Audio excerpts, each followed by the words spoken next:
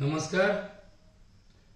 आजच्या गुरुपौर्णिमेच्या पवित्र पर्वावर सर्व जनवासियांना आमच्या लाख लाख शुभेच्छा. मित्रहो, हा गुरुपौर्णिमेचा उत्सव साजरा करताना दुसरीकडे मात्र समस्त राज्यातच नव्हे तर पूर्ण देशामध्ये सध्या साथीच्या रोगाने थैमान घातलेलं आहे आणि हे समाजाला आपल्याला अत्यंत घातक अशा जीवघेण्या रोगाचा सामना करावा लागत आहे. आणि म्हणून दोन शब्द आरोग्यासाठी या दृष्टिकोनातून आजच्या या गुरुपौर्णिमेला आरोग्य गुरु हे सदर चालू करण्याचा प्रामाणिक प्रयत्न आम्ही करत आहोत. मित्रहो, साथीचे रोग आणि म्हणजेच एकापासून दुसऱ्याला, दुसऱ्यापासून तिसऱ्याला, एका समुदायापासून दुसऱ्या समुदायाला पसरणारे आजार, या दृष्टिकोनातून या साथीच्या रोगांना सामाजिक जीवनामध्ये फार नाजूकपणे हाताळण्याची गरज आहे. आपल्या परिसरामध्ये सध्या असलेलं वातावरण, हवामान, एकंदरीतच आषाढ महिन्याचं हे जे रूप आहे, यामध्ये जंतूंना, डासांना, व्हायरसेसना, फंगसला उत्पत्तीसाठी पोषक वातावरण आहे. जीवाणू आणि विषाणूंसाठी तर सध्याची ही भौगोलिक परिस्थिती त्यांच्या विकासाला, वाढीला आणि विभाजनाला अधिक पोषक आहे. त्यामुळे सध्या व्हायरल इन्फ्लुएन्झा, चिकनगुनिया, गोचिड ताप, typhoid, malaria, meningitis, atypical pneumonia, gastro, cholera, कावीळ, याचबरोबर अनेक त्वचा रोगाचे सुद्धा अनेक रुग्ण या देशामध्ये यातना भोगत आहेत.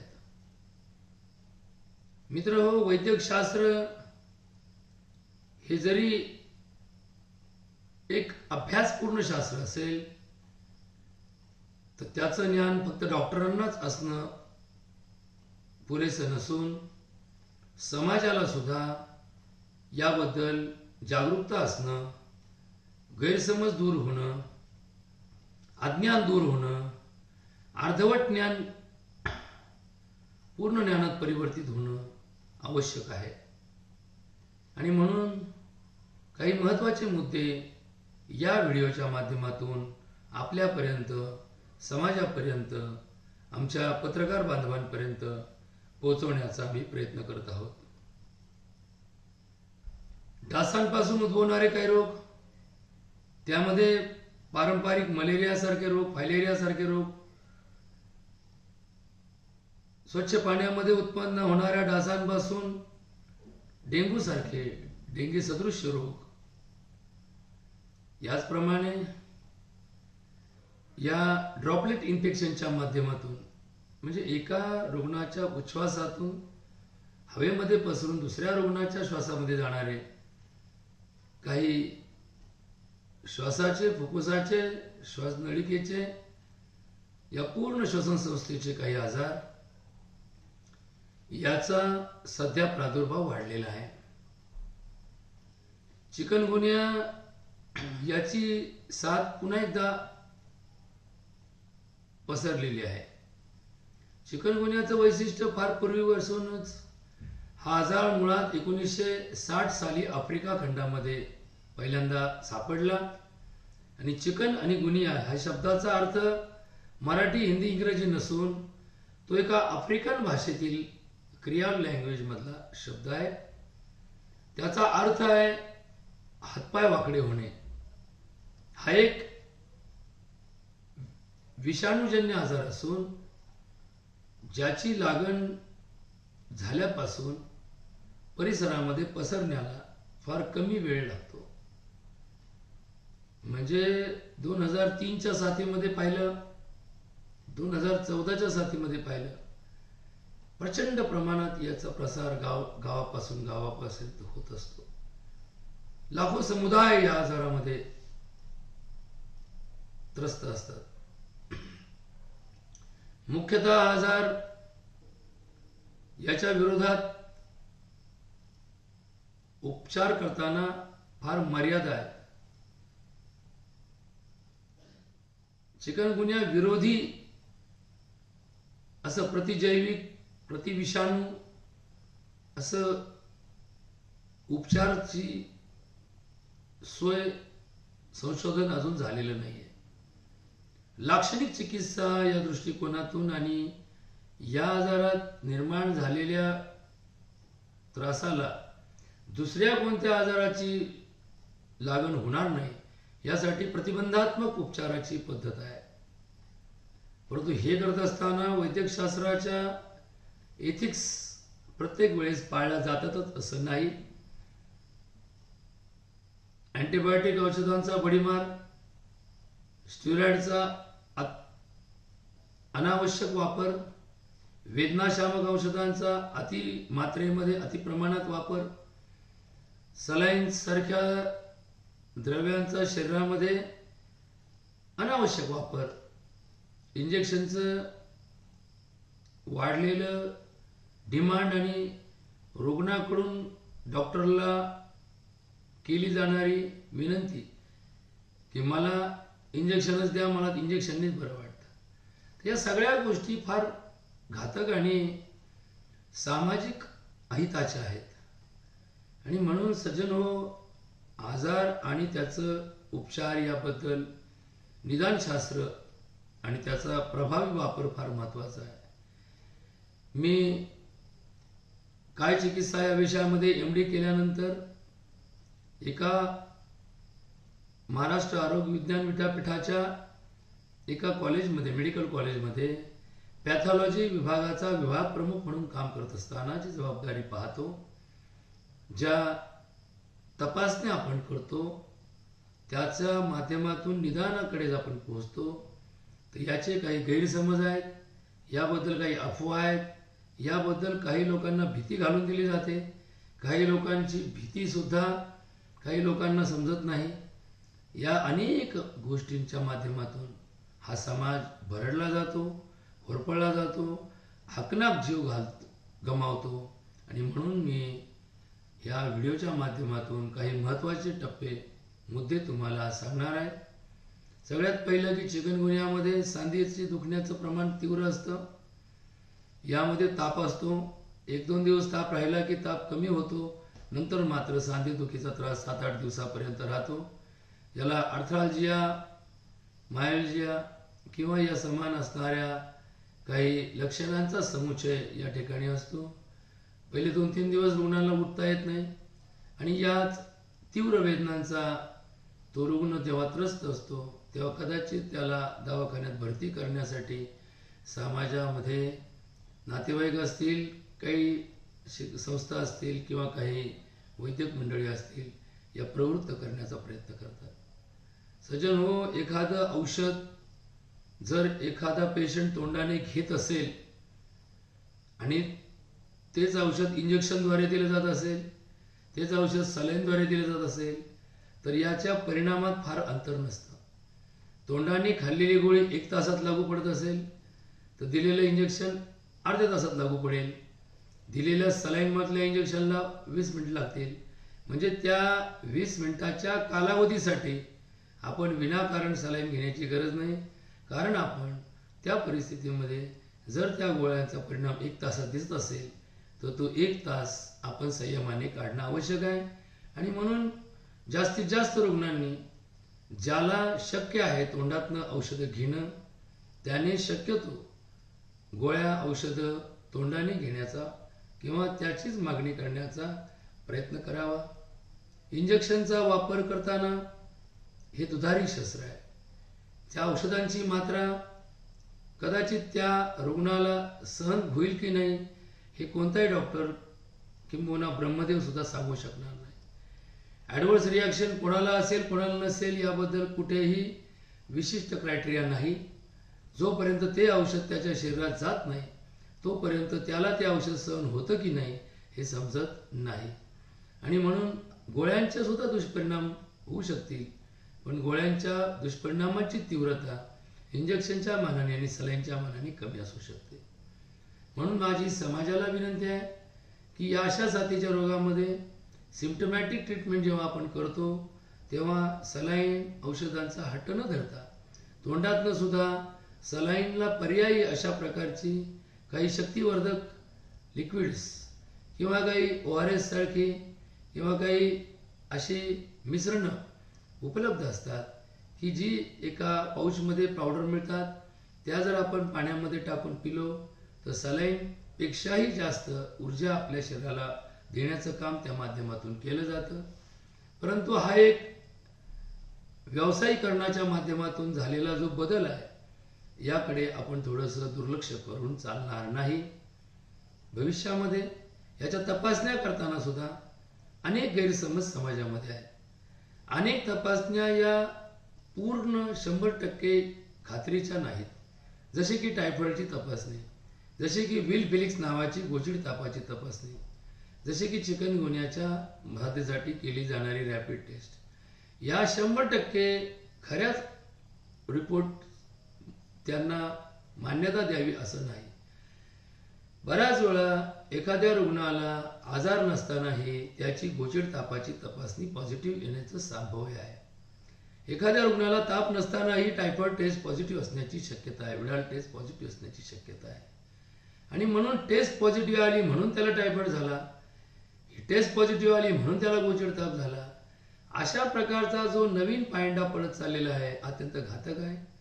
त्याला पूरक असणाऱ्या अन्य तपासण्यामध्ये रिपोर्ट सुद्धा महत्त्वाचे असतात. जसा की नेहमी केला जाणारा CBC सारखा रिपोर्ट, कंप्लीट ब्लड काउंट किंवा FBC त्याला म्हणतात, फुल ब्लड काउंट किंवा त्याला हिमोग्राम असं म्हणतात. त्या रिपोर्टच्या पॅरामीटरमध्ये बुकपाय दडलेलं असतं. त्यामध्ये असणारे हिमोग्लोबिनचं प्रमाण, त्यामध्ये असणारं RBCचं प्रमाण, त्यामध्ये असणारं WBCचं प्रमाण, त्यामध्ये असणारं हिमॅटोक्रिटचं प्रमाण, त्यामध्ये असणारं MCVचं प्रमाण, त्यामध्ये असणाऱ्या प्लेटलेट काउंट्स, त्या प्लेटलेटचे अजूनही उपप्रकारचे प्रकार, त्यामध्ये अजूनही डिफरन्शियल काउंटमध्ये lymphocyte, neutrophils, basophils, eosinophils, monocytes यांचंही प्रमाण, या सगळ्या रिपोर्ट्सच्या माध्यमातून ज्याला पूरक अशा प्रकारची तपासणी पॉझिटिव्ह आली तरच त्याला लक्षणांसमुच्चय असतानाच आपण तो आजार आहे अशा प्रकारचं भाकीत करू शकतो. पण विडाल टेस्ट पॉझिटिव्ह आहे, रुग्णाला तापच नाही आहे, त्याचा WBC काउंट 7-8 हजार आहे, तर यामध्ये संदिग्धता असतानाही आपण त्याच्या एका रिपोर्टवर त्याला जर उपचार करत राहिलो तर कदाचित तो रुग्ण बराही होईल. तसाही तो बरा होण्यासाठी फार काही करावं लागत नाही, परंतु त्या उपचाराच्या माध्यमातून केल्या जाणारा त्याच्यावरचा जो अँटीबायोटिकचा प्रयोग असेल किंवा वेदनाशामक औषधाचा प्रयोग असेल किंवा अनावश्यक सलाईनचा प्रयोग असेल त्यातून त्याला व्यापत होण्याची, दुष्परिणाम होण्याची शक्यता दाट असते. परंतु एक व्यवसायीकरणाच्या माध्यमातून हे क्षेत्र आता बदलत चाललेलं आहे. 1988 साली जेव्हा मी सुरुवातीला या क्षेत्रामध्ये उतरलो, आमच्या वडिलांची 1960 साली असणारी प्रॅक्टिस 88 मध्ये मी त्यांच्या सहकार्यातून त्यांच्याबरोबर काम करू लागलो.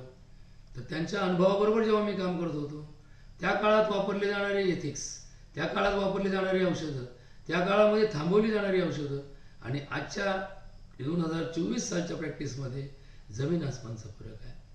अनावश्यक तपासण्या सुद्धा आपण टाळल्या पाहिजेत. एखाद्या रुग्णाला एखाद्या लक्षण समुच्चय जर सुरुवातीच्या काळात असेल तर त्याचे रिपोर्ट्स नॉर्मलच येतात. पूर्ण ताप असताना सुद्धा त्याचा पहिल्या दिवशी घेतलेला हिमोग्रामचा रिपोर्ट कदाचित पूर्ण नॉर्मल निघेल. त्याची विडाल टेस्ट सुद्धा कदाचित, पूर्वी आमच्याकडे असं प्रोटोकॉल होता की 7 दिवसाच्या आत विडाल टेस्ट पॉझिटिव्ह येत नाही. पण आता ताप नसतानाही ती टेस्ट पॉझिटिव्ह यायला लागली असेल तर कदाचित या टेस्टमध्ये नेमकं काय साध्य करायचं आहे हा एक प्रश्न आहे. अजून एक महत्त्वाची सूचना आहे की पेशी कमी होणं आणि वाढणं याबद्दल खूप भ्रम आणि गैरसमज आहे.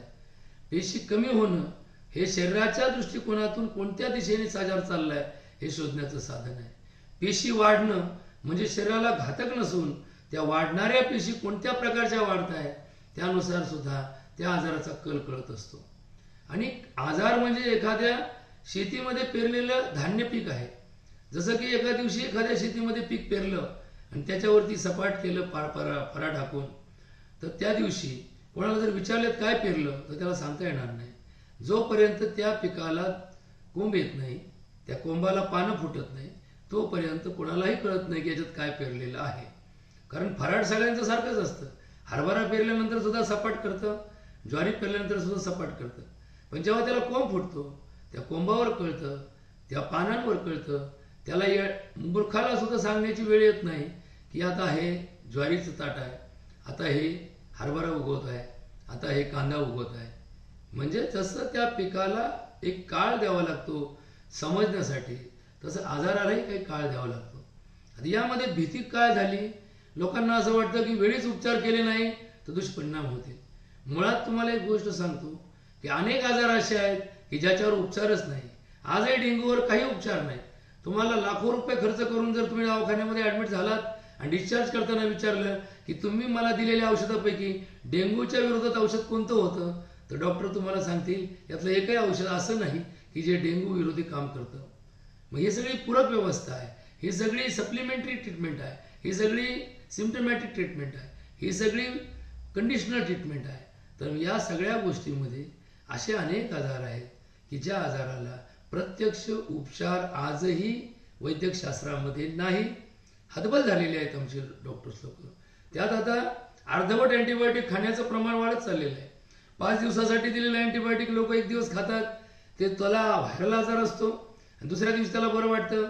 तिसऱ्या दिवशीपासून तो म्हणतो अनावश्यक औषध टाळायचे, म्हणून तो ते दिलेलं अँटीबायोटिक 2 दिवस खाऊन नंतर बंद करतो. आणि त्याचे परिणाम असे व्हायला लागले की अनेक प्रतिजैविक औषधांचा आता त्या जीवाणूंना रेजिस्टन्स आलेला दिसतो. तसंच अँटीव्हायरल ड्रगच्या बाबतीत सुद्धा आता घडायला लागलेलं आहे. हे जरी क्षेत्र खूप नवीन असेल तरी परंतु याच्या अर्धवट वापरामुळं या क्षेत्रात सुद्धा आता रेजिस्टन्सचं प्रमाण वाढत चाललेलं आहे. आणि म्हणून हे मनुष्य जातीला फार घातक आहे.